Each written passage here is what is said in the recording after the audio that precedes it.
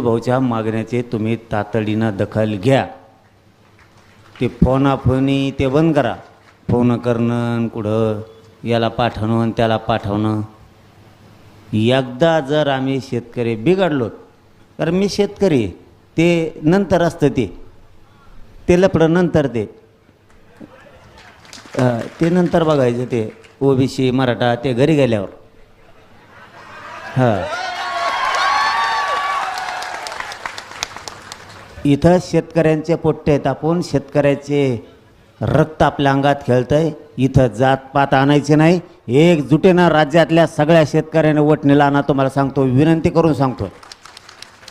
जर बच्चू भाऊने आपल्यासाठी जीवपणाला लावला असला, बोलणं लय सोपं असता.